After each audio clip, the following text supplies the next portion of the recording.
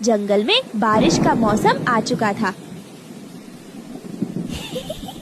पर रानो चिड़िया ने अभी तक अपने घर की मरम्मत नहीं की थी। उसका घर जगह जगह से टूट चुका था, जिसकी वजह से उसके घर में पानी भर जाने का डर था। रानो चिड़िया का पति भूरा चिड़ा पैसा कमाने के लिए शहर के जंगल गया हुआ था। एक रात अचानक बहुत तेज बारिश होने लगी, जिसे देखकर रानो चिड़िया बहुत परेशान हो गई। हे भगवान, अब मैं क्या करूं? मैंने अभी तक अपने घर की मरम्मत नहीं की और बारिश का मौसम भी आ गया। गुड़िया के पापा भी यहाँ नहीं हैं। अब मुझे खुद लकड़ियाँ ढूंढने जाने होगा और घर को मजबूत करना होगा, नहीं तो हम बेघर हो जाएंगे। अगर ऐसा हो गया तो मैं अपनी बच्ची को कहाँ लेकर जाऊंगी? रानो चिड़िया बारिश में ही लकड़ियाँ ढूंढने चली जाती है। लकड़ियाँ ढूंढते ढूंढते वो बारिश के पानी में बुरी तरह भीग जाती है, जिस वजह से वो बहुत ज्यादा बीमार हो जाती। उसे ज्यादा दूर उड़ा भी नहीं जा रहा था। धन्यवाद, आपने हमारी मदद की, वरना इस भयंकर बारिश में हम मर जाते। मैंने आप पर कोई एहसान नहीं किया। सुख और दुख में पड़ोसी ही एक दूसरे के काम। अरे ये क्या, अचानक से मुझे बहुत कमजोरी महसूस हो रही है। मुझे घर चलना चाहिए, लकड़ियाँ लेने फिर से आ जाऊंगी। फिर रानो चिड़िया बिना लकड़ियाँ लिए ही घर वापस लौट आती है। वो बुखार से तप रही थी और घर आते ही वो लेट जाती है। उसे यूं बीमार देखकर उसकी बेटी गुड़िया अपनी माँ से पूछती है, मम्मा मम्मा क्या हुआ आपको? आपकी तबीयत तो ठीक है ना? रुकिए मैं देखती हूँ। मम्मा, अरे बाप रे बाप, आपको तो बहुत तेज बुखार है। मम्मा रुको, मैं अभी डॉक्टर से दवा लेकर आती हूँ। नहीं गुड़िया बेटी, बारिश बहुत तेज है, बाहर गई तो भीग जाओगी और अगर तुम भी बीमार पड़ गई तो तुम्हें कौन संभालेगा? मैं ऐसे ही ठीक हो जाऊंगी बिटिया, तुम परेशान मत हो। धीरे धीरे रात हो जाती है। बारिश लगातार हो रही थी। अचानक से रानो चिड़िया के घर की छत टपकने लगती है, जिसे देखकर तो रानो चिड़िया की परेशानियां और बढ़ गई थी। हे भगवान, ये मुसीबत भी अभी आनी थी। अब तो छत भी टपकने लगी। मैं अकेली क्या करूं? छत भी बहुत कमजोर है, पता नहीं कब टूट जाए। अगर ये छत टूट गई तो मेरी बच्ची का क्या होगा? बेटा जल्दी चलो, हमें यहाँ से अभी जाना होगा। घर की छत टपक रही है, किसी भी वक्त यह छत टूट सकती है। हमें कहीं और जाना होगा। लेकिन मम्मा, हम कहाँ जाएंगे? बेटा हम कालू अंकल के घर जाएंगे। मैंने उनकी काफी बार मदद की है, वो जरूर हमारी मदद करेंगे। उनका घर पक्का भी और बड़ा भी है। चलो बेटा, देर मत करो, अभी ये सब बात करने का समय नहीं है, कहीं कुछ अनहोनी ना हो जाए। रानो चिड़िया अपनी बेटी को लेकर कालू कौवा के दरवाजे पर आती है। कालू भैया, अरे ओ कालू भैया, गोरी बहन, ओ गोरी बहन, दरवाजा खोले, बाहर बहुत तेज बारिश हो रही है। तभी गोरी नींद से उठती है। अरे इतनी रात गए, ये मनहूस चिड़िया कहाँ से आ गई? अरे इतनी रात गए, ये मनहूस चिड़िया कहाँ से आ गई? यह जरूर हमारे घर में रहने आई होगी। इसे मना कर देती हूँ। गोरी, बाहर बारिश बहुत तेज है। रानो चिड़िया को अंदर बुलाकर पूछो तो सही, वह हमारे दरवाजे पर क्या करने आई है?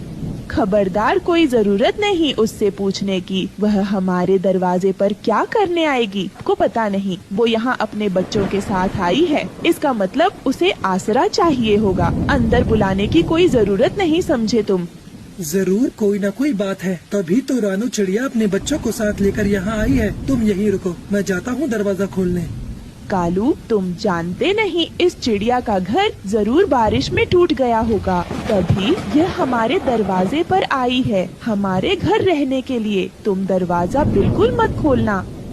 गोरी, ये तुम कैसी बातें कर रही हो? याद करो, जब हमारा पक्का घर नहीं था, तब के दिनों में अक्सर हम लोग बारिश से बचने के लिए रानो चिड़िया के घर पनाह लेने जाया करते थे और वो बेचारी चिड़िया हमें आसरा दे दिया करती थी। रानो चिड़िया ने तो कभी हमें मना नहीं किया। आज फिर तुम ऐसा क्यों कर रही हो?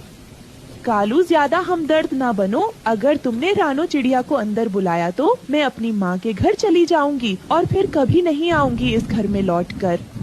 कालू कौवा गोरी की धमकी से डर जाता है और चुप करके बैठ जाता है। बेचारी रानो चिड़िया बाहर खड़ी दरवाजे पर बारिश में अपनी बच्ची के साथ भीगते हुए मिन्नतें कर रही थी, लेकिन गोरी का सख्त पत्थर दिल नहीं पिघलता। बेटा, लगता है ये लोग दरवाजा नहीं खोलेंगे। मैंने कालू और गौरी की हर मुसीबत में मदद की, लेकिन आज जब मुझ पर मुसीबत आन पड़ी तो उन्होंने तो मुंह ही फेर लिया। अब मैं क्या करूं? कुछ समझ में नहीं आ रहा है। इस जंगल में और कौन मेरी मदद करेगा? तभी वहाँ पर रानो चिड़िया का पति भूरा चिड़ा शहर के जंगल से लौट आता है और अपनी पत्नी को इस हाल में देखकर चौंक जाता है।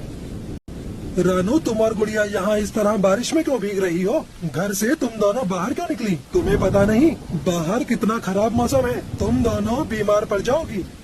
क्या करें जी, आप तो घर पर नहीं थे। मैं अपने घर की मरम्मत नहीं कर पाई। बारिश में छत भी टपकने लगी। इसी अनहोनी के डर से मैं अपनी बच्ची को लेकर यहाँ आ गई। कालू भैया के घर मदद मांगने पर उन लोगों ने दरवाजा ही नहीं खोला। रानो, तुम चिंता मत करो, मैं आ गया हूँ ना, सब ठीक हो जाएगा। उधर कालू रानो और उसके परिवार को इस तरह बारिश में भीगता हुआ नहीं देख सकता था। वह दरवाजा खोलने के लिए जाने लगा। तभी गोरी ने कहा, अजी सुनो, कहाँ जा रहे हो? मैंने तुम्हें मना किया है ना, सचमुच मैं मायके चली जाऊंगी।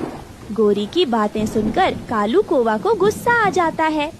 चल निकल मेरे घर से अभी के अभी। मेरी बला से तू मायके चली जा। अब चलती बन यहाँ से। मैं तेरी धमकियों से डरने वाला नहीं। तेरे जाते ही दूसरा ब्याह कर लूंगा, लेकिन अब मैं चुप नहीं बैठूंगा। मेरा दोस्त और उसका परिवार बारिश में भीग रहा है, मुझे उसकी मदद करनी चाहिए, पर तुझ जैसे एहसान फरामोश की वजह से मैं वह भी नहीं कर पा रहा हूँ। याद कर, वो रात जब हमारा घर बारिश में टूट गया था, तब रानो बहन और भूरा चिड़ा ने हमें रहने का आसरा दिया था। अब मैं तेरी एक नहीं सुनूंगा। मैं जा रहा हूँ उनकी मदद करने।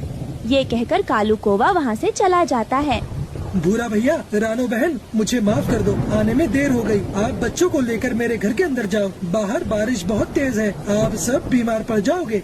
फिर रानो चिड़िया का पूरा परिवार कालू कौवा के घर के अंदर आ जाता है। अब गौरी को भी अपनी गलती का एहसास हो गया था। कालू भैया, आपका बहुत बहुत बातें हैं, जब तक आपका नया घर नहीं बन जाता, आप आराम से मेरे घर में रह सकते हैं। फिर वो सब कालू के घर में रहने लगते हैं। कुछ दिनों के बाद बारिश बंद हो जाती है। भूरा चिड़ा और रानो चिड़िया अपना एक मजबूत घर बना लेते हैं और उसमें खुशी खुशी रहने लगते हैं।